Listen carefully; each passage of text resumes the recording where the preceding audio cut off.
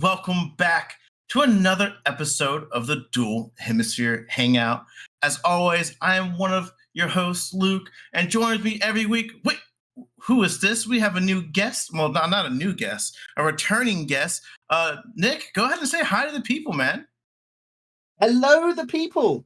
Yeah, I'm Nick, and I obviously didn't stuff up too much last time because they asked me to come back just to chat about stuff. What are we talking about, Luke? Yeah. So, I said, Nick, why don't we come on here, talk about the good old world of professional wrestling? Funnily enough, Jake does not know squat about wrestling at all. I think he understands a little bit of it, and he's like, I'm not going to be good in this conversation. I was like, well, I know the perfect person, so let me hit him up, and now he's here. So, to this episode, we're just going to be talking about wrestling in general.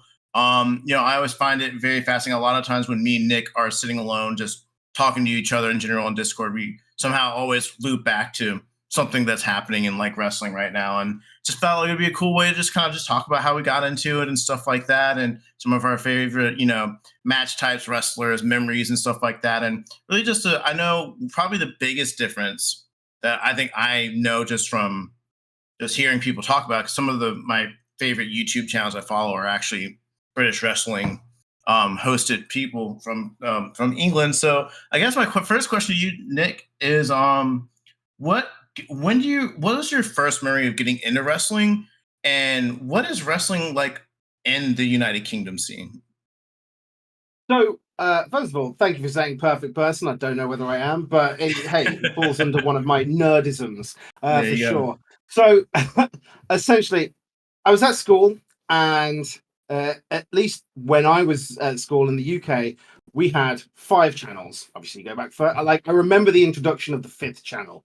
It was a big deal, and a lot of the people I was going to school with watched wrestling, but it was pretty much exclusively on cable. Sky specifically, I'm sure they probably had some contract rights, and I didn't get that.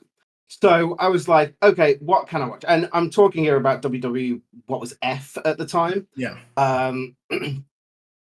And the only thing that I could watch was WCW Nitro, which, I mean, like, you're laughing. It in comparison, it was ass, right? Like, what was the time frame for it? Was like, when were you watching? Kind of like, the year? It was okay. So we're talking about oh god, I'm trying to think now. Are we pre-2000? So like, no, so we like just after 2000, maybe about 2002, 2001, 2002, that sort of time. Right, kind of right where it was like on the major decline, like after like they've clearly lost the Monday Night Wars, and yeah, that's it. Like, so because I know there was a point when WCW, from studying my wrestling history, that it was blowing up and it was smashing WWF in the ratings and what have you. However, the point I got into it, unfortunately, was not that time.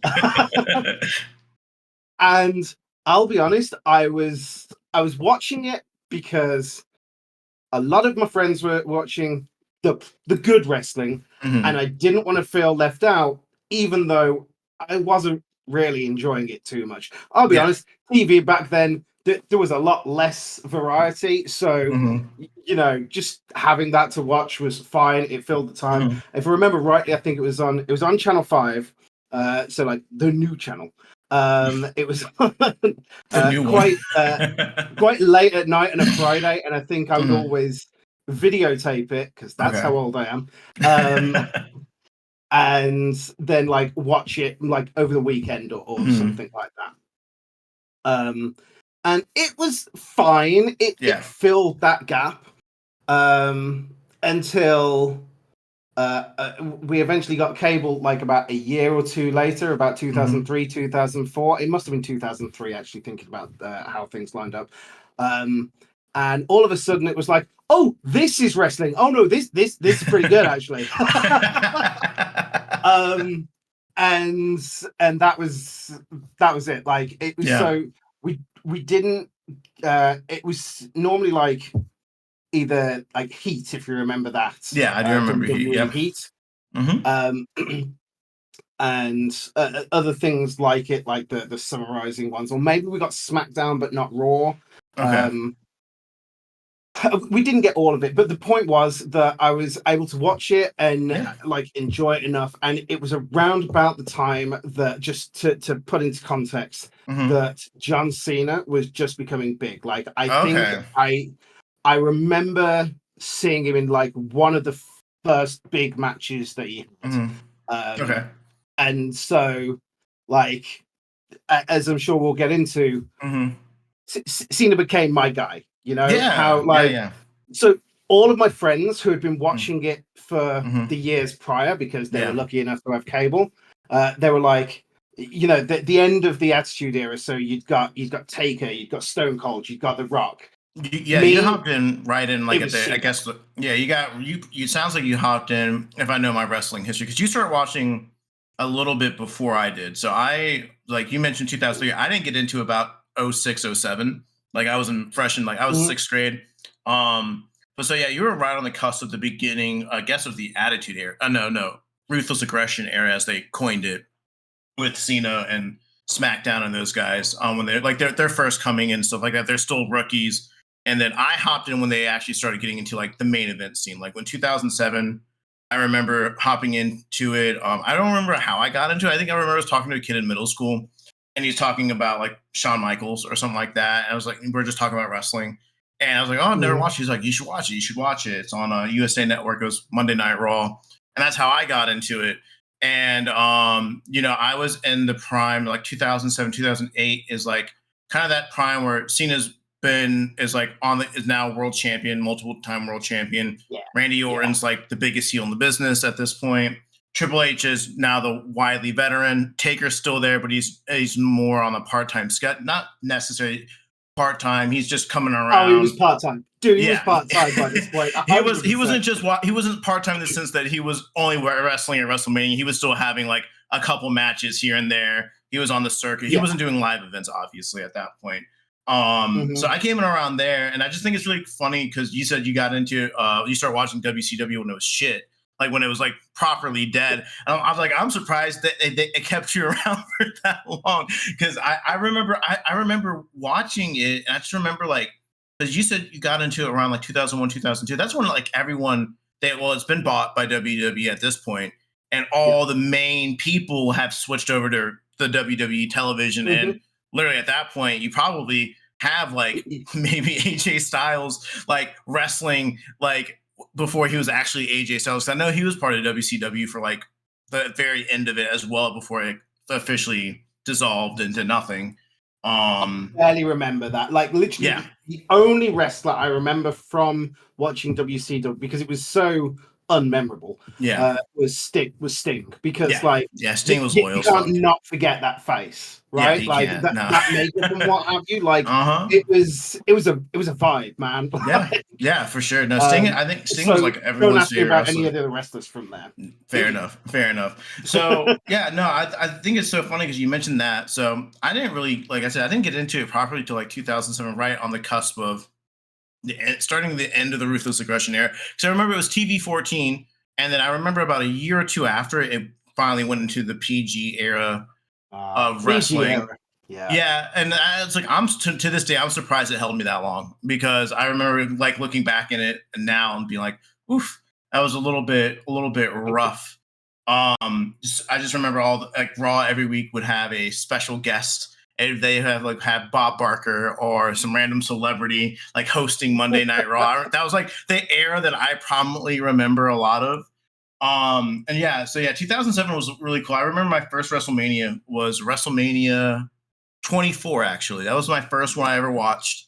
Okay. Honestly, I cannot think of a better WrestleMania to get someone hooked into because it was a banger show. It had I remember the first match I remember it was JBL versus Finley and Hornswoggle was in there. They're in like a little street fight. That was a lot of fun. Obviously, Hmm. Money in the Bank ladder match. That was the first one. CM Punk won, which lo and behold, when we talk about our favorite wrestler, he's definitely my favorite. Well, he's like my second favorite. We'll talk about it. But yeah, CM Punk won his first WrestleMania. Then You had Umaga versus Bobby Lashley, which was pretty cool to see.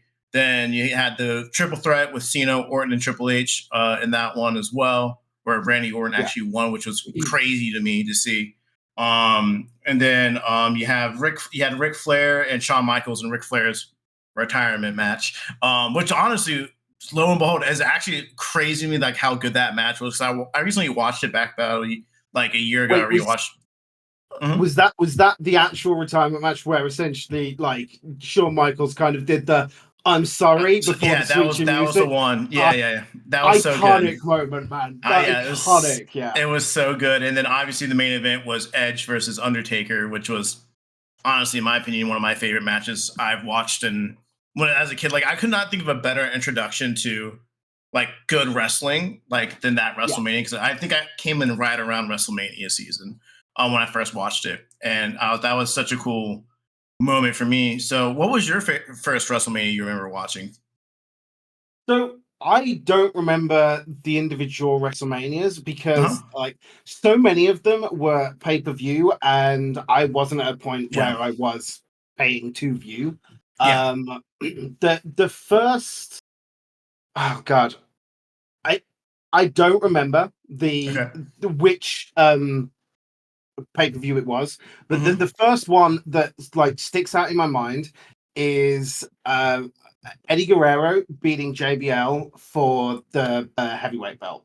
Okay. Yeah, I don't Um, know which one that so is. it would I'm pretty sure it would have been a SmackDown specific one. I could Hmm. look it up, but I'll be honest, I'm not going to. But It's like, fine. and I'm fairly sure it was in a steel cage match as well. Hmm. Um, but the feud between them had, in my mind, been absolutely brilliant because obviously you'd got JBL playing the heel and with there's such a focus on like the immigration side of stuff, and we're Hmm. absolutely not going to get political here in the slightest. But like, it was a really good angle to sort of like be bringing real world elements into um into the storylines and what have you, and that just was like amazing.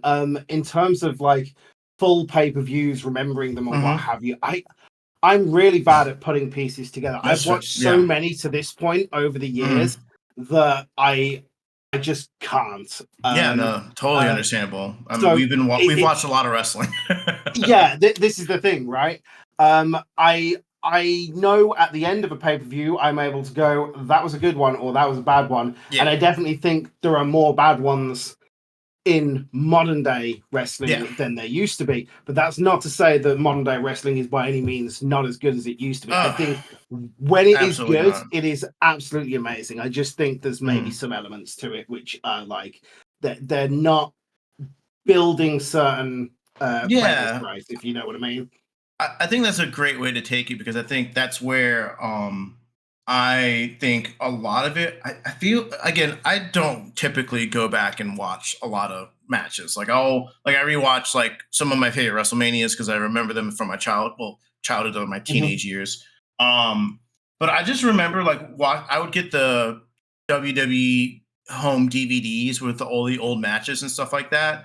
And I definitely, again, I wasn't a week to week watcher like back then, so I can't like necessarily say, but I obviously like feel like there's so many different eras of wrestling when it comes to quality matches. Like honestly, looking back at the Attitude era of wrestling, like the thing the Attitude era had, I think, over everything was storytelling and OMG moments. Like that was the big thing. I don't think the Yeah. matches were like extremely great quality. I don't say like they weren't great quality, but I would say like they're not technically like those qualities that you think of. And then I think you I get would call it out and say you look at like match quality in terms of like technical match yeah. quality. I've gone back and watched those Attitude Era matches and stuff. Now, obviously not Hmm. all of them, but like Yeah. some of the big ones. And short of the ones which are like highlighted as being Yeah. particularly good, I Yeah. think the quality is Hmm. not there because Yeah. there, there wasn't quite the expectation that I think there is nowadays and what Hmm. have you. And I think now there is such an expectation for these wrestlers to absolutely Yeah. like to never falter, Yeah. to blow it out of the park every single, Hmm. you know, you turn up and you are giving an S Hmm. tier performance every single Yeah. time. Whereas back then, I think there was so much like either corner cutting on moves Yeah. or potentially like laziness on the wrestlers. I don't even know whether it was laziness exactly, but I've watched more than my fair share of documentaries, and I Mhm. think you hear that like what was going on behind the scenes and stuff Yeah. was so different. Like heavy drinking was Yeah. like the norm back then. The So if heavy you're turning drinking, up to like medication. Yeah. hungover, yeah, you're gonna fumble some spots, man, for Yeah, sure, because for some of sure. that stuff's complicated. Yeah, I mean, you got And to think. yeah, but the storytelling, you are bang Yeah. on. Like that Yeah. was peak there. Yeah, the storytelling was great, and like, yeah, kind of circling back to what you just mentioned. Like, honestly, there's like we hear like the horror stories, like the schedules and like the wear and tear on the bodies of the wrestlers. Like, you're wrestling 300 days out of the year, no breaks. Back then in the late 90s, early 2000s era of Attitude Era, not a whole lot of wrestlers were getting paid a lot, except the top guys. So, definitely can understand like where that quality definitely kind of would dip off. But I also feel like that's where like the ruthless aggression era, the beginning of that, from like I would say 2002, 2003 to about 2000. Honestly, I would say that even though it's not technically the ruthless aggression era, but I would say like right around to about 2008, 2009. Like that's where I Yeah, think a lot of the matches, obviously, unfortunately, for the ladies, we love women's wrestling, but that was just not mm, not. There was a couple, Trish and Lita, like those girls would go. All the women in there were extremely talented, but minus a very few select women's wrestling matches, that was where the quality was the dip. But I feel like that's where the technical side of things, like the more match quality, was coming into play a lot. Where the storytelling was still pretty good, but obviously not as intriguing as the Attitude Era. But the yeah, wrestling in the ring, the action in the ring, is what got people still hooked into it. And then I feel around like that 2009, 2010, the PG era of wrestling, to where I would say honestly like 2008, honestly to like the newest era, like I would say when 2019, like that era is so weirdly mixed because there's so much good wrestling in there, because you've got great wrestlers. You still got Cena wrestling every day. You got the beginning of the AJ Styles coming in, Randy Orton. You got Punk's reign of terror. You got Daniel Bryan. You got Shane. You got a lot of the faces that are now veterans now in this scene coming in, and they were killing it in the ring. But God, the stories were just, that was the frustrating part, was just like yeah, the storytelling, because obviously there's some of great moments in between that timeline. You have Punk's pipe bomb, which is one always that always sticks out to me as one of the main like themes of that era. You have the yeah, Nexus invasion, which when it first started was great, but then they fumbled it terribly. yeah. You got the Yes movement in there, which was amazing to see as well. But again, like it was like you have these cool moments in between there, but they're just so, Hmm.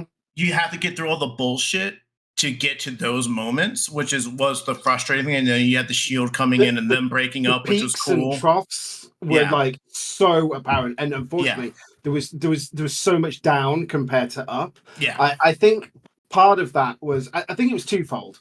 One, obviously, it was called PG era for a reason, yeah, and unfortunately, trying to tell PG stories when essentially the storylines revolve around people beating each other yeah. senseless is a very difficult thing to do and Hmm. a hard line to walk. And I think the other side of that coin is during that period. Hmm. So if you like, I'm gonna have to step back just a little bit, but I'll come back to this. Okay. You had the Attitude Era, and Hmm. you had the great wrestlers there, and towards Hmm. the end of it, the majority of them phased out, and you had the new Hmm. people come in for the Hmm. Ruthless Aggression Era. Your Randy Orton's, your John Cena's, Yeah. and the like, right? And obviously there was still a few old timers, but they were Hmm. seen as old timers in Yeah. comparison, right? You get to the PG era, Hmm. the 2010s, and essentially your top guys are still the same people that have been Hmm. doing this for 5 or 10 years. Yeah. John Cena is still peak of the business. Hmm. Like, you've still got like Edge as Hmm. at least I think he was around at that point, He like was there till about still high on 2012 the when bucket. he, yeah. You've still got Taker, who like, Hmm. yes, he was still there during the ruthless aggression era, but he was, he was the war dog, he was the veteran and what have you. Hmm. Now he's still the veteran, but it's like he should have been put out to pasture. So you've got the fact that you're not having new talent being brought up, right? Okay. Um, in conjunction with the fact that the storylines were Yeah. ass, Yeah. and whether the quality of wrestling was there or not, Mm-hmm. ultimately it's like, how am I supposed to get invested in Mm-hmm. either seeing the same wrestlers going for the same titles they won Yeah. 5 to 10 years ago, and not storylines that I just don't care about. Like Yeah. there's very little excitement there other than these big moments, like you say. Mm-hmm. Like I think Shield invasion would have taken The place shield then. happened. Yeah, there's just so much that happened. Like again, like you hit the nail on the head right there. It's like right around, I want to say 2012. Like I'm gonna be real. I once 2013 hit, right around where CM Punk like officially split and left. That's where I kind of fell out of love, because at that time he was my favorite Mhm. wrestler. And for me, when he left, I was like, that's kind of where I kind of like, I didn't care to watch Monday Night Raw anymore. I didn't care about SmackDown. I would hop in for the big pay-per-views and see what was going on, and like be on like the internet forums and the YouTube's recaps to like get my news. But you do have like those moments, like you said, you do have the big, like, I don't want to trash on like anyone in particular, but you do have those moments like where Daniel Bryan is coming in, like he's one of the biggest Yeah. names in the business. At that time, AJ Styles debuts at the Royal Rumble. The Shield form, they break up, and you have the beginning of those three doing amazing things in their own right. Honestly, in the nicest way possible. While Cena was kind of like taking time off because he's been doing it for 20 years and doing movies and stuff. Like those three guys were carrying the company on their back, rotating Yeah. world champions. This is also the beginning of the women's revolution around around 2016, 2017, when they started finally putting emphasis on the women's wrestling. You have Was it that Charlotte early? Flair. I thought it was just a tiny bit later than that. Was it It was actually I around that was sort of it was time? right around when NXT was first coming around, which was right around where AJ Styles debuted around 2016, 2017, if I'm not getting my Okay, yeah, times mixed up. And then like obviously NXT was killing it. That's when NXT Black and Gold started being a thing, and that's when like all the internet, people were like, "Oh my god, wrestling's back," because they were bringing all these big names yeah. into NXT, which is where I fell in love with it again, because I started watching NXT and watching Finn Balor, Shinsuke, and all these guys start coming in, and then crying when they went to the main roster because they fumbled them terribly. But that's another So story. many It's times they fumbled them. another Yeah. story. But you have all these great wrestlers that we see nowadays that come in through that era. I don't want to diminish. Like, I'm not saying like they're going to be listening to this podcast, because why would they? But like, I don't want to They're not. diminish. They're I don't. not. I don't want to diminish the fact that these guys did work with what they had, to do. And again, the match quality, I will say, the technical side of things were great. It's just the storytelling was just not it. It was inconsistent. I mean, you hear backstage stories about them crumpling up plans before Raw and giving everyone new sets, new things. And so it definitely is a thing, like, as a performer, probably very hard to work with. And do you see where the quality happened when it came to the storytelling? I will say the matches in general were pretty good. And they had their moments. But then now we go into the current, I guess I would call it the modern era right now, 2019 to about right where we're at. Honestly, I always say like this era kind of starts when Cody Rhodes comes back. That's how I kind of like put that era into Okay. perspective at WrestleMania. When he We're comes going back, from I feel then, like yeah. that's where the shift of the guard goes. I mean, they've been doing the bloodline stuff Mhm. for a while. At that point, I think they've been doing it for about a year, up to that point where Cody came back. So, but yeah, to where it is now, I think we're finally at a point where storytelling is honestly at its best since the Attitude Era. The in-ring work is amazing, and I feel like the right guys are at the top, and they're getting. I mean, again, right guys are at the top. Everyone has their favorites and stuff like that. I think we're at a part right now where me as a, I guess, wrestling fan who started watching in 2007, am now becoming a weekly watcher now because of the in-ring work and the storytelling. I don't miss a pay-per-view anymore. I literally got Netflix just so I could watch Raw for free, and I don't watch SmackDown, but I watch my recaps. And honestly, the current product, honestly, I could not be happier with the product that we're watching on TV. Obviously, I have hiccups here and there with like things I don't like want, but it's not bad personally. Yeah. And yeah, the matches are just. I think the matches are honestly some of the best matches we're witnessing from the WWE side of things for sure. So that's interesting to hear that you've become a weekly watcher again, and Mhm. maybe I do need to. So, I at the maybe not launch, but fairly early onto it, Uh-huh. I became a big fan of the WWE Network, which Yeah. was Mhm. essentially the best way to watch it, at least in the UK. I had the I WWE know Network too. I thought they phased it. Well, I mean, it's gone now, but Yeah. I thought they'd got rid of it in America because it was all on Peacock for a while, Yeah, wasn't it? before before Peacock, they had the WWE network, and then they got rid of it for Peacock. Where honestly, Peacock did honestly a pretty terrible job about shit. The Peacock way of shifting shit was terrible. Like they had all the shit, but it was so hard to find. And the WWE network was much better user experience for finding matches. Like I could literally type in like Jeff Hardy and I would get all of his full matches Yeah. and da da da da. Peacock, I type in Jeff Hardy, they bring me to a character profile and they're showing me random matches from SmackDown in 2008. I'm like, I just want to get to like the big, the matches I want to see in the network. It's like, oh, Yeah. we know what you want to see. Here's all the like the main matches that you are probably want to watch, not a 7 minute match on SmackDown versus Albert, some random jobber guy. I don't even remember his name. I just remember like, why are you Alberto showing me? Del Rio wasn't great. Yeah. No. I feel he got a little bit too much of a push, to be honest with you. But anyway, that's but yeah. So my I sort of like I've pivoted away from the weekly stuff by this Yeah. point. So, but at the point the network came out, and I'm still like this now that it's gone to Hmm. Netflix. Um, I exclusively watch the pay-per-views. Yeah. Right. I don't follow the week to week. Very occasionally, I might get something come up in my social media newsfeed Yeah. or what have you tell me what's happening that is Hmm. going to impact the upcoming Hmm. pay-per-views or what have you. But I am I have better things to do with my time than keep up with Yeah. what is essentially a soap. And don't get me wrong, I Yeah. loved it when I Hmm. was younger. I don't care enough to Hmm. watch all of the intricacies now Hmm. where I can watch the pay-per-views. And I think this is one of the things that they've done by taking it from pay-per-view, which is obviously what Hmm. it used to be, to being now on the network and Yeah. now Netflix and what have you. Hmm. Now I'm able to watch that. They catch up all of the important bits in Hmm. 5 to 10 minute, Yeah. cinematic prior to the matches and what Hmm. have you. And I always would go, yeah, this is cool. Hmm. I've caught up on everything. And so like once a month, I'm able to sit down and get like a Hmm. really, really good show. And I think that is what they're succeeding at now for me. The fact if you're saying they're also doing it well on the weekly stuff, Hmm. that's music to my ears to hear that they're Yeah. still winning in that regard as Yeah, and they're what have doing a you as good well. job at it, man.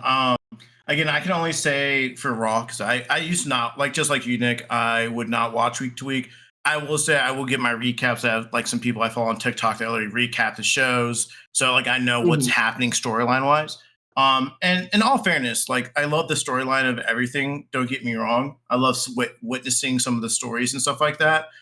But again, like I said, as a grown adult, I more care about like the matches I'm watching versus the storyline. Necessarily, like a good storyline goes really well with it.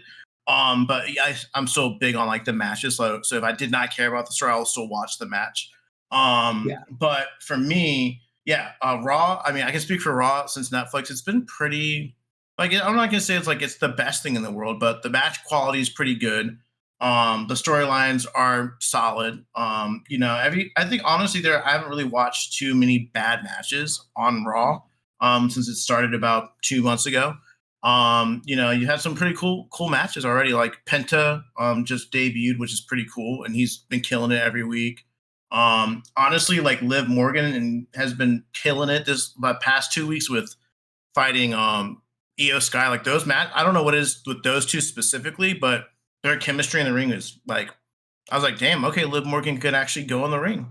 Like I'm not saying she can't. Okay. She can. Liv is obviously everyone's allowed to like who they like. Liv for me, I'm not a fan. She's slightly too much, and I'm not talking about like size or build or anything here. I feel she's leaning more towards like what the old school diva mentality of it was and what have you. And like I don't see the quality in her that I see in your Bianca Belairs, Yeah, I can your understand Charlotte that. Flairs and what have you. Go watch.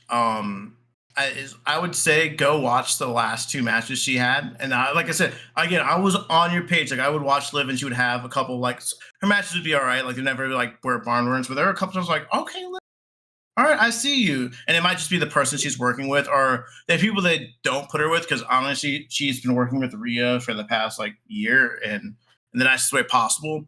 And I think it's on both wrestlers because Rhea has great matches all the time. I just think their Oh, Rhea's chemistry, phenomenal. yeah, but I think their chemistry in the ring is just not what it needs to be. And I think I was so tuned to seeing her and Rhea in the matches never being great to where I'm like, all right, I know Rhea's great. I've seen Rhea wrestle really well. I'm like, all right, Liv's probably just not as good in the ring.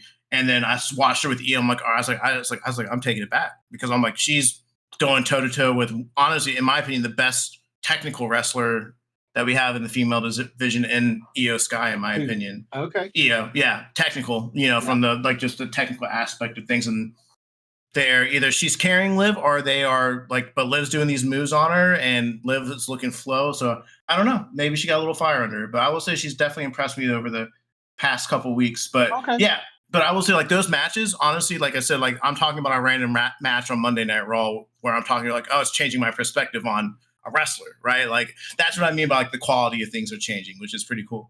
But yeah, no, I think it's cool to like see our perspectives on like how the world of wrestling has changed a little bit. Yeah, for So sure. I do have to ask you, Nick. You mentioned John Cena at the beginning. You Yeah. said he was your favorite wrestler. Why is John Cena your favorite wrestler? And if you had to pick a second, if you had to pick let's just instead of second favorite male wrestler, and then obviously your favorite female wrestler. Female wrestler, I'll answer real easy. Currently and probably ever, because obviously you look at the previous quality and it's never been there. Bianca Belair, I think she's phenomenal. I remember watching the first time like properly paying attention to her and watching was when she first won the belt. And I watched it then, and I was sat there and I was watching with my mate, and I was just like, you know what, this girl, like, I don't think she has it. Like, I'm not feeling it. And he was like, no, I think she's pretty good, man. I think I was like, I disagree. Like, she's clearly inexperienced. They've maybe pushed her a little too hard, too fast. Like, I don't know how long she'd been come up, because obviously I don't follow the week to week or what have you. But like, I don't know. This feels like they've gone too soon. Fast forward, like, I don't know, a few months, not a long time at all in the grand scheme of things, which she'd been holding the belt, and I was just like, no, they put her in the moment and said do or die, and she is done. And I think she's been great. She is absolutely, like, she's fucking brilliant. She's great. But yeah, okay, that's a women's wrestler, real easy to do. So John Cena, I came in right about the time that he was blowing up, like, and as a kid watching that, like, oh, it was just absolutely jaw-dropping, awe-inspiring. Watching him, like, Doctor of Thugonomics era for him. Like, I don't know if you got to see that if you came in around 2006. He was Go the back champ. and watch some of his rap battles if you haven't seen them. Okay. They were amazing. Like, again, at least through the eyes of a kid. I can't experience them first time through the eyes of an adult, so don't judge me for them or what have you. Okay. Like, he was just, he captivated like the entire audience. Like, I don't think there was anybody that was watching at the time that was like, nah, he's ass, because he was phenomenal on the mic, and then his in-ring work was like also top tier. There was nothing to put him down, and he just became, like, so many people are like, The Rock is their guy if they've been watching from the Attitude Era, because it was just like he had everyone's it. He starts talking, everyone starts listening, right? Cena was that person, was that guy. The time, right? Obviously, things moved on, and I always remember there was a point. So, obviously, being in the UK, watching we can't watch a lot of the pay-per-views live because they're It's coming like at out at what? like I won. midnight or 1 in the morning. Yeah. Yeah. And there was this one pub in a city near me that started doing these super late night events.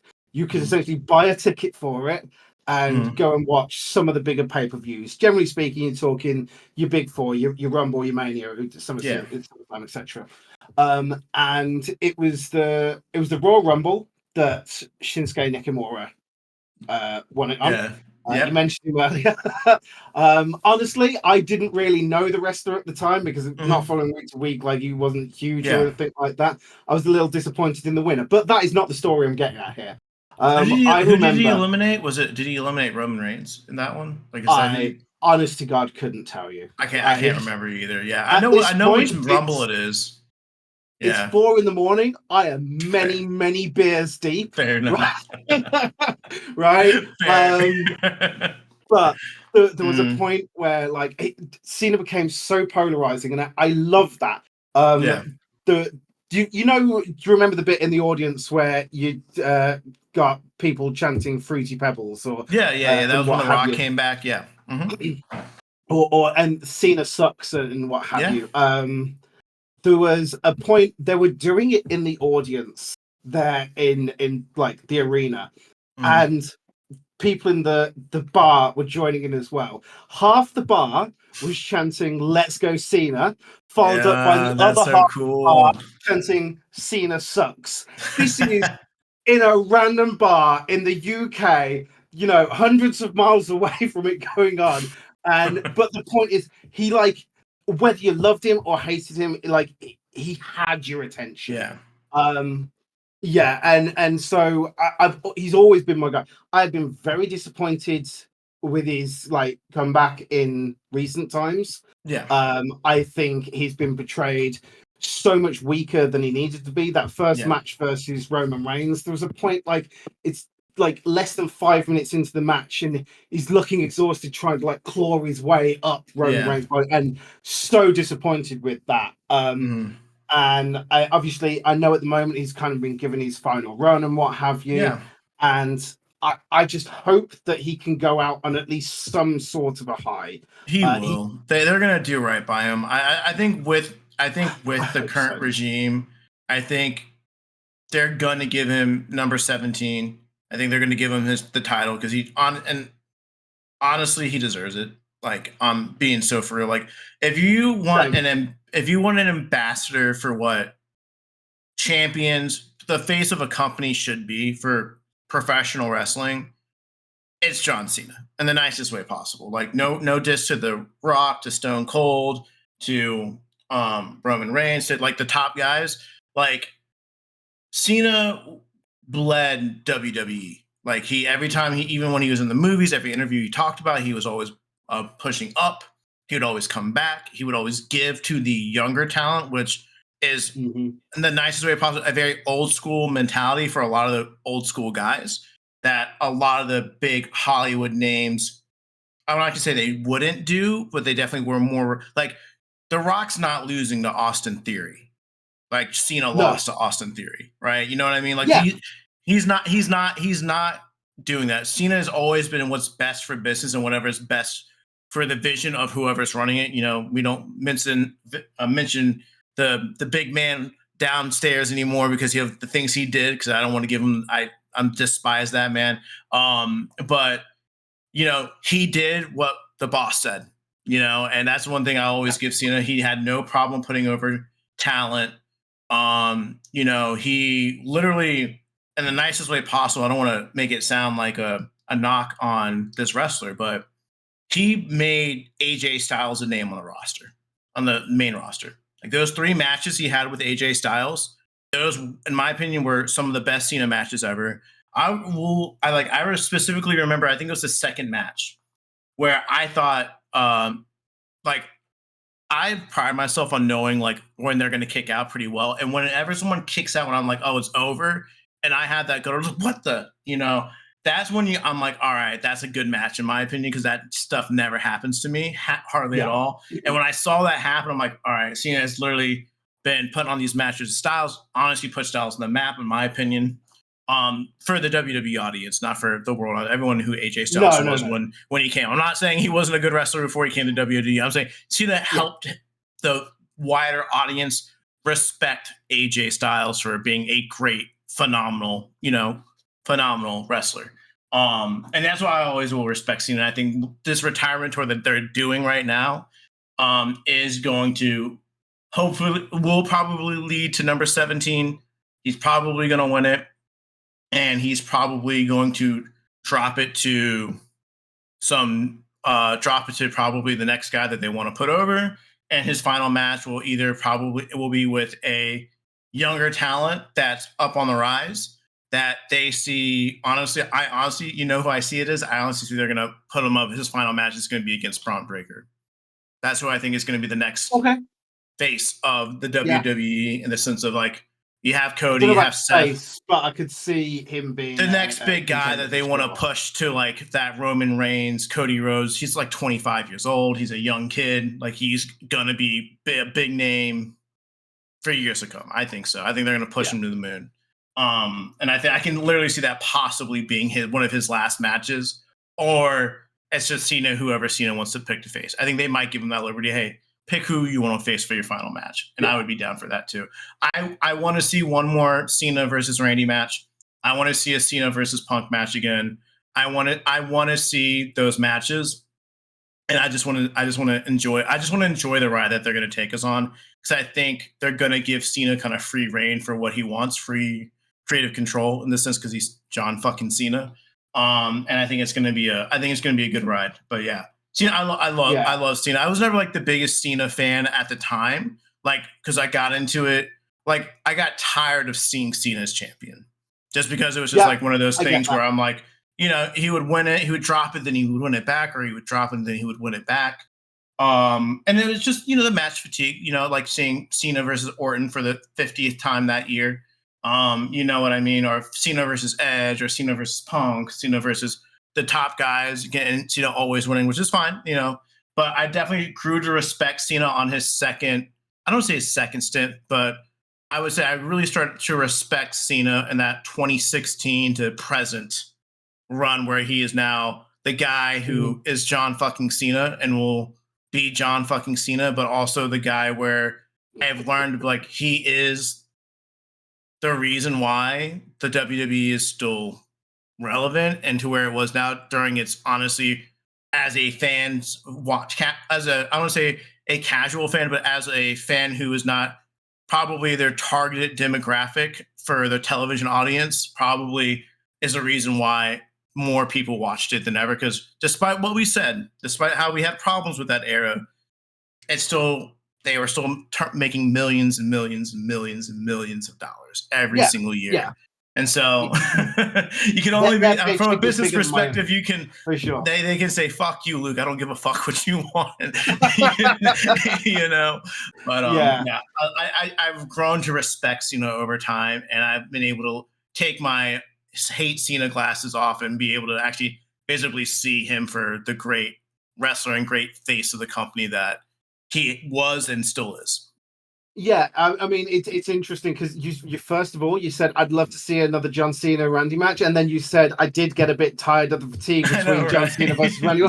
But the point is, it shows that while you might have got bored of those matches, they were clearly bloody good. They were good matches. If you were I want to watch another one. But I want to flip that question on you in just a second. But very briefly, just to answer, you said, what's your second? For me, I like a great heel was, and I think grossly underrated, Miz, right? Okay. I think Miz, okay, Miz, respect. I like to see it. Okay. Okay. Right. Was not expecting it, but I respect it. No, nobody expects the Miz. And I think that's the point. It's like, he earned his place. He earned his way in. He won, I believe he won a Tough Enough to get in there and what have you. And then when they actually started pushing him and stuff, I don't know the time frames, so I don't know if you saw it, but the whole Awesome stints. Yeah, that was right around definitely, I think that was right around like the 2011, 2010, 2011 era of things. Yeah. Because I remember the Okay. match. Right. He had a match with Cena A lot later than I in thought then. WrestleMania. Yeah. Okay. Yeah. Hmm. Yeah, but I think he was such a good heel because Yeah. I he was so cocky. I Hmm. liked him for that, but Hmm. then it's like clearly he's doing heel things. I'm supposed to dislike him, but he did it in such a way which was just He's like, entertaining. yeah, but I mean, yeah, this is it. It's entertaining as hell. It's like, yeah, he might be a bad guy, but I mean, he is awesome. Like, there's I mean, and that's the point. It's like maybe there's some justification for him being that ass, but Yeah. yeah, like so Miz, I think is wonderful, and I think he's worked himself into a lovely, like very much mid card spot at the moment. He Hmm. doesn't need to show up for weeks on end, and then he can turn up at some point mid Yeah. card, do a bit, do a match, and whatever, and it never feels out of place. Hmm. Right, he has made himself a very cushy job for the rest of his career, where he Hmm. can, just ride that out, and I don't Yeah. think he's ever gonna feel, you know like until he gets too old. I don't think he's going to get old as because of Mm. the fact that they're not overdoing. But I think Miz is a great one. But like I've got to flip the question on you. Yeah. Obviously, I mean, like favorite wrestler. Let's just keep it simple. Favorite wrestler. Yeah. So my favorite wrestler of all time is Jeff Hardy. He was my Okay. go-to. He was like my favorite person to watch. I mean, I think it's a meme at this point, but like everyone wanted to be Jeff Hardy. He was the cool daredevil that would jump off of shit. And like watching some of those matches that he had was honestly death like amazing. Like him leaping from the Raw stage, swantoning on Randy Orton from God knows how high up. Obviously, we all know the iconic spear that Edge gave him at the TLC. He did another, some of the matches he had with Umaga. But what really got to me, because because I was watching week to week I was watching week to week on that meteoric rise for where he was fighting for the title to get to the title. And I was probably like 14, 13 at the time. I was so excited and so happy to see him win that thing. Like win his first WWE title. Like because I would watch matches and matches and matches, and he would come up just short, and that was the whole storyline around it. And when he finally did it, I was just like, dude, this is so cool. Like seeing my personal favorite wrestler win the belt, like as a kid, probably is like everyone's like favorite thing in the world. Like their guy finally Yeah. won it, and I absolutely loved it. And then he won it a couple more times before he ultimately left. Um, I understand that Jeff Hardy and I think that's why I like Jeff Hardy so much. Is even outside the ring, his awful mistakes he's made, it just shows me that he's a human being at the end of the day. While he Mhm. makes very poor decisions, and I will not knock and say, oh, it's okay that he did those things. Not okay, but the fact that he's just such a flawed human being, but he definitely understands what he's doing and is trying to do better. He's doing a lot better now. I just love Jeff Hardy. Like he will always be my guy. He will always be my favorite person to watch wrestle. Second favorite, and probably honestly, if I were to like flip it now, probably my favorite for the longest time, obviously, has been CM Punk. Which is so funny thinking about like the story between him and Jeff Hardy. Like I was a CM Punk guy before he faced Jeff Hardy. Like I loved the straight edge lifestyle thing that he was about. Because honestly, in the night, I was never much of a. I've never been very big into drinking, just because my father was an alcoholic. So I was never really like never saw the appeal of drinking as a child. So I mean, I drink now, but it's like more casual and like what's the word, recreational and fun settings. And I've As never it like should be, yeah, right? As it should yeah, be. as it should be. I'm Enjoy not it, going. but like Yeah, don't overget. don't Just to overindulge, throw right? that drink responsibly Yeah, drink thing responsibly, in guys. there. I've never done drugs. As a child, I never did drugs. I never smoked weed. I mean, everyone's tried it at some point. But I kind of lived by that lifestyle as a young kid, and I think that's honestly pretty cool. I think my mom was very happy that I was not. I was like, I don't want to do these things because this wrestler says don't do drugs and don't drink and don't smoke. And I'm like, I'm going to be just like him. And That's where yes, mom's like, right, we're getting you some merch. yeah, yeah. And then he became the Antichrist, and one of his storylines is she's like, "All right, never mind. We do not like this man." But no, I always was a big CM Punk guy. Then and growing up, seeing him go from this guy to cashing in on Jeff Hardy and quote unquote making him leave the WWE. Hated CM Punk.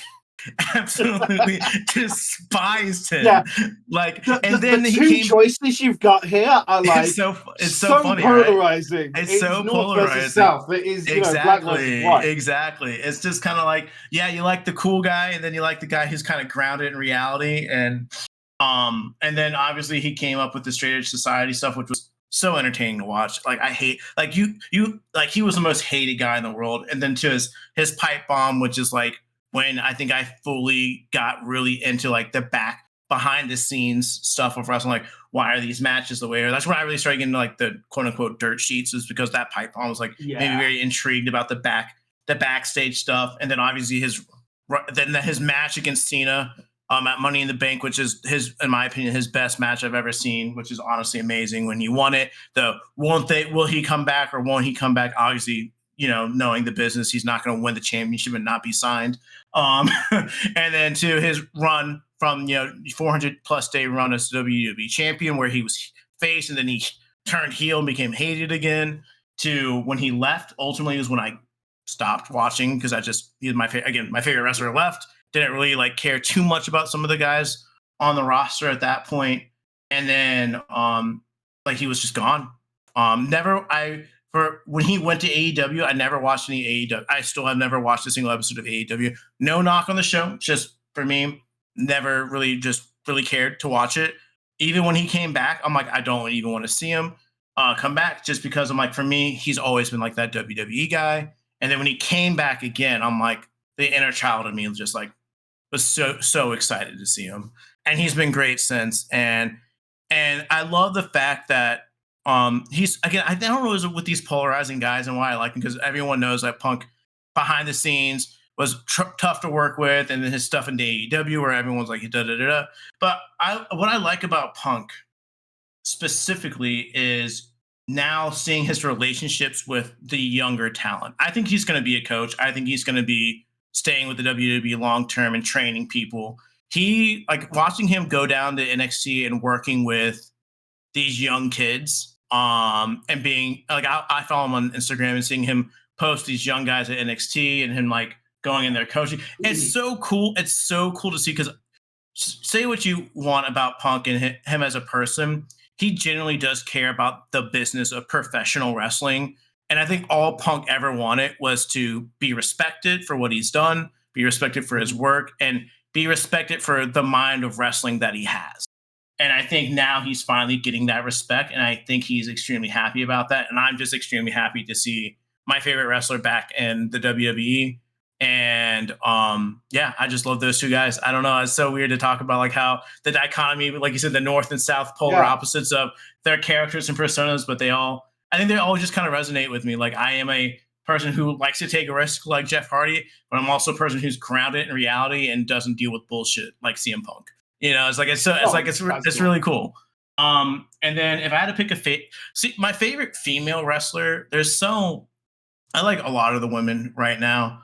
If I had to pick one that I absolutely think is amazing and I really really like, I loved say what you want about Charlotte Flair, man. Say what you want about her, but like that girl can fucking go. She can go in the fucking ring. She can go in the fucking ring. I get it. Like everyone, Charlotte wins. Da da da da. She can fucking go. I mean, shout outs to Becky Lynch. I think Becky's great too. And I like a lot of the younger girls now in NXT. I love Roxanne Perez. She just had a crazy performance in the Rumble, and she's going to be the future of this business. That girl can fucking go. But yeah, like if I had to pick like my favorite one to watch, if I'm watching a match and I want to watch a great match, if Charlotte Flair's in that match, I know I'm going to be watching an amazing match. No matter who she's up against. Like she can work with pretty much anyone. And then quick shout out to Asuka. I think Asuka's great as well. I love Asuka to death. I think her matches are great as well. Asuka, I've struggled to enjoy. I think I don't. It's hard to put into words, to be honest with you. Maybe she's almost too technical for my liking. She's definitely more of a technical. She's a traditional Mhm. technical Japanese wrestler who Yeah, doesn't do a whole lot of which high flying, which, love it or hate it, it's a taste. I think I love the story of Asuka um in NXT. Like her, like again, I praise NXT Black and Gold so much because of just the match qualities that they had down there. But watching mhm, all the takeovers where she was defending, like she had a great run down in NXT. I think that's why, like I mentioned her because it's like that's good. Her main roster stuff has been good as well. Don't get me wrong, but it's definitely I feel like again, like a lot of the unfortunate NXT call ups, they've have fumbled their presentation and have yeah. nerfed them down to a point where I'm like, that's not the Oscar in NXT, and this is the Oscar they gave us. And now that all the audience knows what Oscar is, they're not going to change her up. You know? No, no. This is the thing. Like she was able to become well known enough as the Mhm. one that they've now presented that they've got no reason to go back and Yeah. change it. Like Yeah. it Exactly. would be it would be really jarring if they were to Yeah. try and Hmm. back up or what have you. Um, but I mean, in regards to Charlotte Flair, at least, because I'm, Oscar, not my bag, but can completely Hmm. appreciate um, where you're coming from there. But Charlotte Flair, like, I do question because she's obviously recent at time Hmm. of she'd recently had like quite a stint Hmm. away, Yeah. a year or two off and Hmm. what have you. And every time like I see her, I'm like, she's been going the longest out of all the people of all the Hmm. women currently in the division, Yeah. at least at the top of the Hmm. industry anyway. And I always wonder like, is it now going to be this case where you start to see her slowing down, see her aging and what have Yeah. you? I think so. And like I hold my breath for WrestleMania upcoming Hmm. because I think that will be the one where you can really tell. But I mean, yeah, you got to give it to it. Like she doesn't have a bad unless she is paired with someone absolutely dog shit, right? Yeah. And even then, she's Yeah. pretty She good at gets a good match carrying out. it. She gets a good match Yeah, out of everyone that in my opinion, she's she like does. she just doesn't have bad matches. Yeah. She doesn't. And I think that is a true testament to Hmm. how good someone is. Don't look at them at their peak because Yeah. everyone can have an amazing Hmm. day. Right. Look at them at their floor. Look at Yeah. them at when they're really, really, stuck in ass. And Yeah. Charlotte Flair, She she just hasn't. doesn't have She does. those She matches. doesn't have bad matches, and that's the thing. Like I said, I love her or hate her, and you can hate her booking all you want about them putting her over all the time. You hate her booking all you want. That's fine. But her ability in the ring. If you say Charlotte is a terrible wrestler, I will literally punch you in the mouth because that's not like it's like you can't like you can say I don't like her booking. I don't like her character. Fine. I can give you that. All right. Everyone's opinion's different. But if you say this girl cannot go in the ring, I'm like, all right, we're gonna go ahead. I'm gonna make you watch the last match she had against Rhea Ripley. I'm gonna make you watch the other match she had against Rhea Ripley. And you can say Rhea was great in all that ways. She was still brand new. Charlotte Flair, honestly, in the nicest way possible, carried her through those two matches, in my opinion. Not like carried her, but definitely helped her put her over. Um, and I mean, shit. I mean, you look back at all the matches she had with Charlotte Flair, with Sasha Banks and Raw, her matches with Becky and all those guys, like gals, like all of her matches. I mean, her match against Asuka, where everyone was like mad that she won, which I think she shouldn't have won. Personally speaking, I think she should have lost that match, kept a winning streak alive. She did not need to be Asuka's winning streak. But that was a great match. She can go in the ring and like you said, I am excited. It blows my mind because you brought it up. Like, we'll see how the time goes. I keep forgetting that it is 2025. These women, like the three women that we, Bailey, Sasha, Becky, Charlotte, they've been going for on the main roster for almost 12 years now. They're in their late 30s, early 40s now. Like that's right Yeah, around where the I'm time pretty sure where, Charlotte's in her where 40s. yeah, where you see like a lot of the not that many women are left. A lot of the women would leave like about 5 years in the main roster career because of like the way they booked women back in the day, and didn't value their matches. But like it's crazy to think that these ladies are now our modern day Trish Stratus's and Litas. These are those girls, and they're at that Yeah, prime part where they are going to be slowing down and and seeing them pass the reins on to these newer girls like Roxanne and like love her or hate her, Rhea and Bianca, and love her or hate her, Liv. Those four are going to be the future of the business. And again, I just hope everyone is watching down at NXT, because the NXT women's roster right now is fucking crazy. Like, Yeah. if you're not up on NXT, like they literally just had a fatal four-way match. It was Bailey, Roxanne, Cora Jade, and Julia, who was from Japan, and they had a banger. Like, when you start throwing in four people in a match quality goes out the window. That is probably one of the best fatal four-way matches I've seen in a really long time, and it's by four women. Three of them are under the age of 30, with Bailey in there. And Roxanne and Cora, just putting in perspective, like, the lineage, they are products from, like, they met CM Punk and his wife AJ, and they went to school and they trained and they learned under those two. Like, those are like that lineage we start seeing of stuff is so cool to me. Like, those are like there's pictures, the meet and greet pictures of wrestlers meeting their favorite wrestlers. Like, there's pictures of those two meeting Punk, like, in like 2011. I'm like, that's cool. That's some cool shit. And like the fact that they're killing it too. Like, they're not ass in the ring is like, I'm couldn't be happier. Like, the women's roster is going to be talked about for a long time, as long as they don't fuck it up when they get to the main roster, which I don't think they're doing anymore with Triple H being in charge. I think he does a really good job with women presentation. And I guess we can talk about Triple H before we wrap up, because we've been going over for an hour. Right, okay, cool. Yeah, there's like about 4 different points in what you just said that I was going to comment on. But yeah, I'm happy to touch on Triple H, because that probably is the one. Or I suppose we shouldn't be calling him Triple H anymore. It's Paul, right? Paul. I guess we can just talk about. We can recap we can talk about the future and what, like, we see for the future. I think personally, wrestling and the WWE as a whole is going to get better and better and better. Like, I don't see a way that it goes to the part where we saw on, like, from 20, like, that awful part before Cody came back. Yeah, like, I don't see it ever getting to that point where the storytelling is that bad, the management's that bad. Like, I think they've got a well-oiled machine now, and I think it's going to be great for years to come. I think they're finally bringing up newer talent, which was the hardest thing that they had a problem. Thing, right?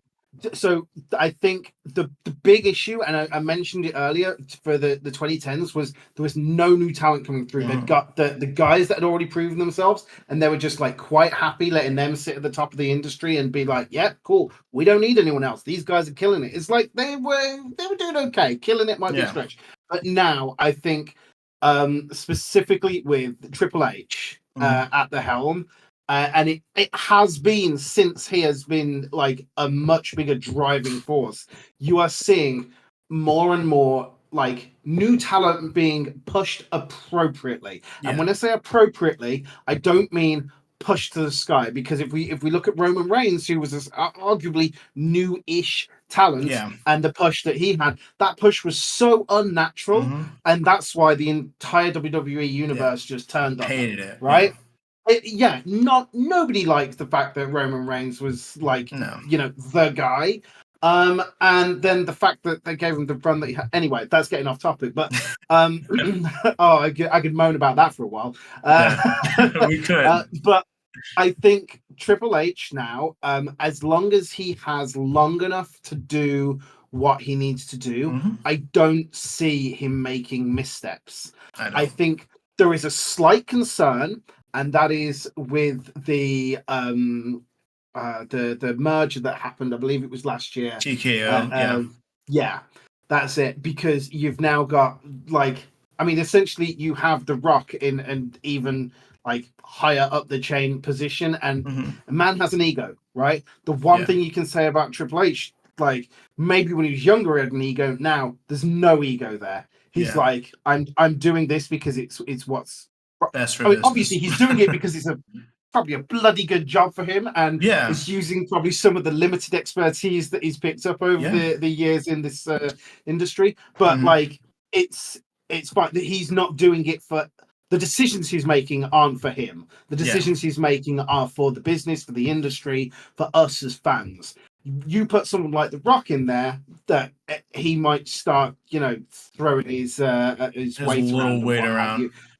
And you only have to look at what happened at last year's WrestleMania and the build up to it to Yeah. see that there is the potential for that. So, but as long as Hmm. Triple H can keep both hands on the wheel, I Yeah. and for long enough to get it to a Mm. point where he can then hand the reins over to somebody else Yeah. that's a good fit for that. I see nothing but good stuff Yeah. for the future of WWE. Me neither. I think we all can be a little pessimistic on The Rock. I think as long as The Rock is busy in Hollywood, like that's going to be a thing. And again, like I think The Rock himself is, while he is egotistical and he has an ego, I also like kind of on the John Cena thing. I think just like Cena, he knows what's best for business. And love him or hate him, um, right now, like Roman Reigns is still the hottest thing in the entire WWE. I actually am enjoying Don't what hate I'm. him now.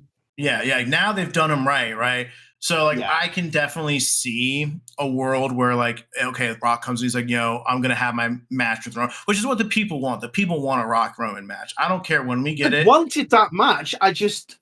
Yeah, I also wanted Roman to actually be defending the title against someone that he could potentially yeah, drop it to, not someone that yeah, like he's not going to drop it to, or if he does, is meaningless because yeah, the title has to mean something, right? yeah, We know yeah. there's kayfabe, we know it's storytelling, but if it doesn't mean something, Mm. then what is the point as in investing in this Yeah. type of thing? No, 100%. And so I think that's the biggest thing. And I think, yeah, like you said, you have invest. I think the only thing that's going to change specifically about the WWE is we are going to see more cuts. We're going to see favorite wrestlers that aren't doing stuff on TV being let go. I feel like they're going to have to shrink the roster at some point because they have cuts every year. It's fine. And I think that, and that's fine. I think the biggest thing that I know will be a challenge for Triple H is making sure everyone gets time, and that's where I think we've got. I think they've got so many different shows now, which is a good thing. They got SmackDown, they got Raw, you got NXT, they have their pay per views. Technically, Raw can be however long they want it to be because it's on Netflix, even though it's been sitting right around that 2.5 hour mark all for the past couple since Netflix started. I think that's my biggest worry is like talent not being used because there's so much good talent. But since Yeah. it is now not a privately publicly, it's not a the big man downstairs doesn't own it outright anymore. There's a bunch of people here that own it, and they can definitely be like, hey, we need to start cutting budgets here, there, da da da da. What is Yeah. what is Joe Schmo doing in catering? Why are we paying $1 million a year if he's not on television? Why are we Yeah. paying these guys 10 million a year and they lose every match and they're not doing anything? I feel like that's the only thing that's gonna happen. But the product that we're gonna see is genuinely gonna be great. And I'm excited for the future, and I am loving it. And before we wrap up, I do have one final question for you, Nick. If you were to give me, I would just say, give me your top three favorite wrestling memories slash moments. Okay. Yeah. Sure. Um, I mean, a lot of them are okay. It's going to be the results, Okay. right, as opposed to the individual. I mean, there Mhm. are some wonderful things. Like I always remember, like I'm pretty sure it was Big Show being suplexed from the Yeah, like that was cool. second That's rope cool. by That's cool. Brock Lesnar. Like that was That's cool. crazy, Yeah, and like the that ring was sick. collapsing because it was Yeah. the first time we'd seen. You know what? Yeah, I'm going to give that as one of my moments There because you like go. that was absolutely Yeah. like you see it happening and then the outcome with the ring imploding, Hmm. it was just like, oh my god. Like i I don't know whether it was, I presume it was set up. I think they've said since that it genuinely wasn't like set up to collapse like that, and it was pure Yeah. like, oh crap, kind of Uh oh. moment. I'm not sure, but that was such a one that stands out for me. Mhm.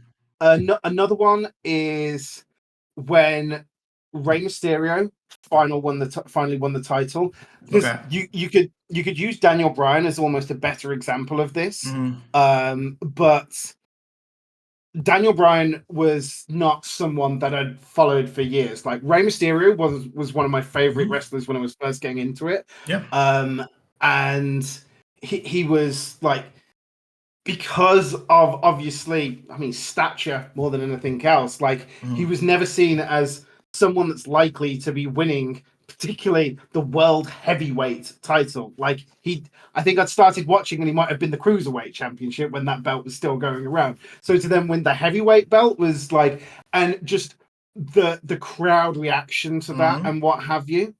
Um, and then this probably one of the most controversial moments, but I think it was surprisingly well executed. Again, contrary to what everybody says, and that was when Taker lost the streak.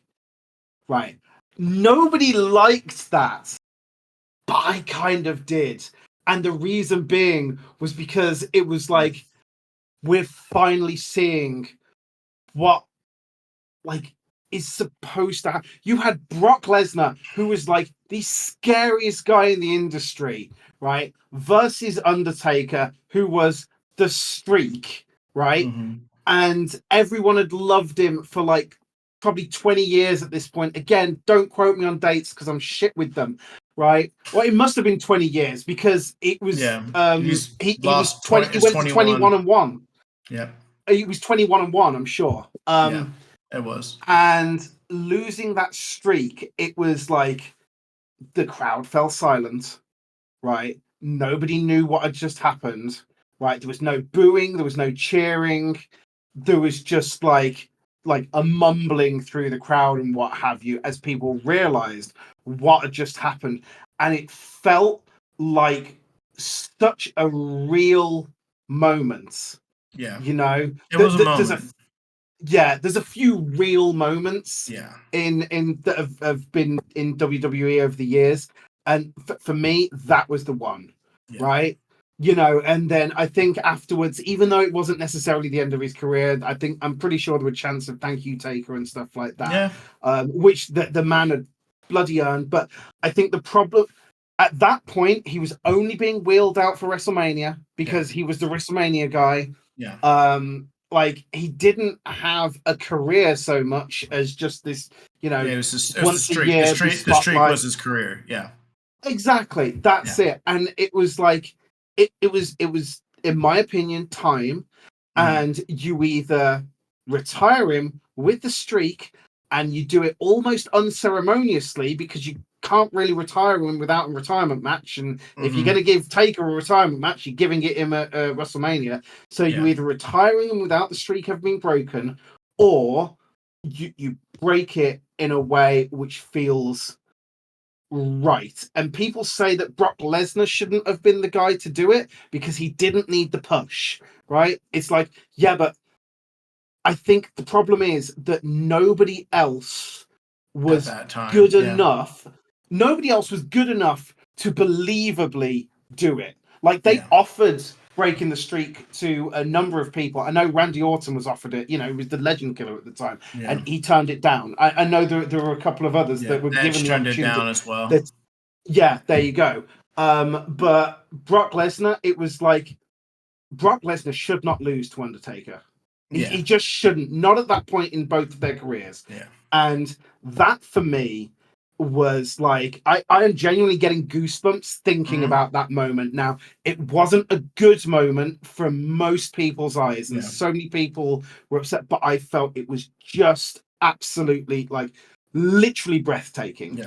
I No. know I is like watching at home fell silent when it Yeah. happened, like jaw open kind of Yeah, thing. no, I mean, I was shaking my head because I was not happy at the time when it happened. Like I was like most, I did not think Brock needed it. I don't think what I think they Didn't. should have done is they should not have put him in that match with that Taker because, like you said, they're like looking at it from a perspective of like there's no reason why Brock should lose to the Undertaker. Um, they should, in my opinion, they should not have just put them in the match. And I think, but then you have the issue of when who is he dropping it to and when? Because the only other person he ever lost to was Roman, which God, that would have been even more catastrophically hated. So much worse. It would have So been much so much. It would worse. have been so much worse. Um, and they're Brock like you said, Lesnar was they're an unapologetic heel. That was the thing. yeah, He was just yeah, like, I don't care whether you like me or not. I'm an yeah, absolute fucking animal, and I'm going to yeah. destroy a person that's put in front of me. I think the only and again I think the only reason why I think I still dislike the decision in general is because of what we got after it. We got a part-time Brock Lesnar holding the championship free, and in the night, and he would have 8-minute matches, Mhm. with Goldberg. Seeing like I think That was awful. my hatred was I did not like the plan after, and I did not like the execution because this you got to make Brock Lesnar this crazy killer, but have him on more shows, have him take out more people, make him look like an unstoppable beast. And I was tired of seeing him pop up every 4 to 5 months, have a match for 8 minutes, leave, come back, da da da da, and then I was did not like it. But yeah, at that time in Taker's career, and at that time seeing where he when he finally retired in 2021 night 2020 with AJ Styles in that graveyard match, um there honestly is not a single person that should have beaten Taker like from there to now. The only person now that I could currently see possibly take Taker out would be McIntyre, but we didn't get McIntyre being who he is till like 2020. Like that's the only person right now that I could legitimately see. Like, all right, let's put that momentum on him because when you beat the Taker, it's like you beat Taker, it's like the push to the moon, right? And it's just like you Mhm. give it to the highest paid guy in the company at the time, which was Brock Lesnar. Brock Lesnar was making more money than Yeah, everyone else. He definitely didn't need indeed. to solidify himself as the beast. But at the time, like you said, if they were going to do it, there was no one that they could have had beat him that would make logical sense other than Roman. And God knows if Roman actually beat Taker at WrestleMania 30 or 2 years later at WrestleMania, whenever he faced him and lost to Roman, that would have been awful. That would have been way worse than the Brock Lesnar one. So yeah, I Yeah, this got is you. the thing. Roman Reigns, he beat him, and it was right that he should beat him, just the same as it was right that in that Yeah. match, like Lesnar should have won that match, right? But Mhm. at that point he wasn't breaking the streak, so it was essentially kind of like Brock Lesnar was. You remember that thing from Batman? It's not the Yeah. hero that people want; it's the people that heroes need. In this Mhm. instant, Brock Lesnar was the villain that we needed, Yeah. right? Yeah. He took that heat, Yeah. and that was Yeah. like it was never going to hurt his career. So it was. I don't see anyone. You mentioned McIntyre, by the way, very briefly. We haven't mentioned him at all during this. Love him. Want to see more from him. He's the one person that I think currently they're not booking well enough because I would like him to get a little bit more of a push. Uh-huh. But regardless of that, if we've got time for it, would you like to Yeah. give us your Yeah, moments of memory or I what mean, have in the you? nicest way possible. Like, we can keep talking forever if we really wanted to, but I mean, it's gonna be a it's lot. not like there's anyone's on the stopwatch. Short of Jake, who's obviously recording this, and at this point, he's probably like falling asleep. Jake's probably not. Jake's probably like, oh, super into like, what the fuck is this? I'm gonna start watching wrestling again. No, my if I had to pick my three favorite moments before we wrap up, I kind of touched on it before, but seeing Jeff Hardy win the WWE Championship, for the first time at Armageddon, Yeah. was like 10 out of 10 for me. Just seeing him actually accomplish it as someone who was a big Jeff Hardy fan, like that moment for me always like solidifies it in my mind as like one of my favorite moments. And honestly, Jeff Hardy's like highlight reel of crazy stuff, like those are all memorable to me. Everything that man did, everything that man jumped off of is memorable to me. Second one also touched on it, the pipe bomb by CM Punk. Like that was the moment for me where that kind of floodgate of like, oh, there's so much more. That's when I got really into watching all the documentaries, got really into hopping on the online forums, getting Mhm. updated with news weekly. And that's when I first started like really just getting into like the behind the scenes, like who are they signing? Like I really love that side of the thing. I love the peel of the curtain back. Like, oh, Same, same. CM Punk is not happy. He's mentioning people he should not be talking about. He literally said that the current guy running it is it's going to be awful when he's like dead. I'm like, I mean, it's going to be better when he's dead, but it's going to be taken over by his doofus son-in-law and his daughter. And I'm like, bro, like I did not like again peel the curtain back. Like I was like, oh, he's just going on a rant. And they're not stopping him. You know, they did such a great job at that, and it immediately just turned me like because I think they did such a good job because it was like announcing to the audience that like, hey, we know you're frustrated with this, and so are we in the back. We're tired of this shit too. And I was like, that was the coolest part for me. And then obviously his rise to the top and everything that CM Punk stand for, definitely like that moment literally solidified me being like, I am a CM Punk guy. I will love this guy despite That's his fair. flaws like forever because that was Yeah. such a cool moment for me.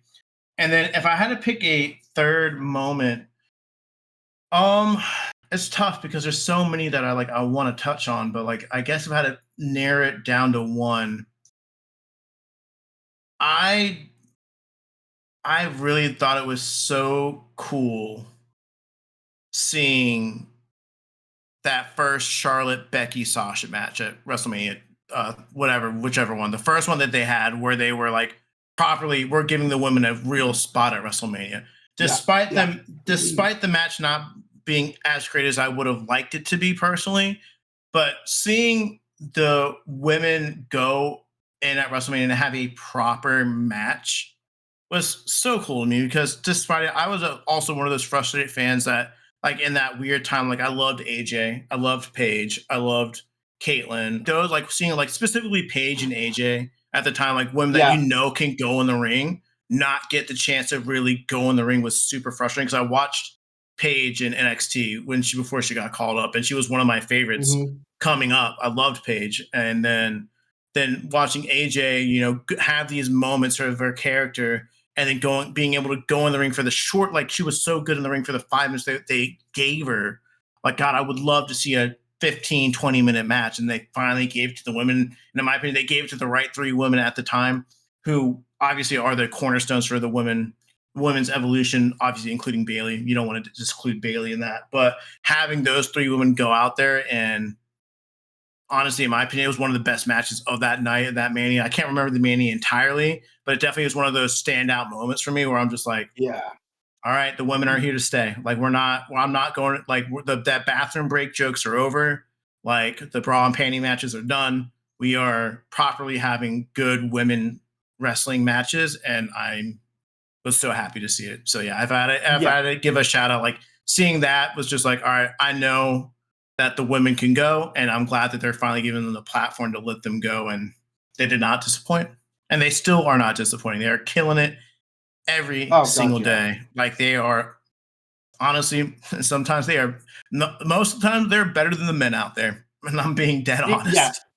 So I there's definitely been some pay-per-views where there's been like, you know, you've got your two title card matches Mm, and what have you, and the men's one could have been ass, and it's the women's match which is like that was 10 times better yeah. than the men's match, and I think it's unfortunate that it's still at the point where it is worth mentioning that, Mm, oh hey, the women are doing well. It's like almost you shouldn't be singling yeah. out, but I think that the fact of the matter is that even though it was, you know, probably a bit over 10 years ago, Yeah. um it's still fairly fresh in people's mind what Yeah. women's wrestling used to be like. Yeah. And other than literally like bar a handful of them, you mentioned Trish and Lita, I honestly struggle to think of anyone else that was like Yeah. genuinely worthy of mention from the back in the day. Yeah. um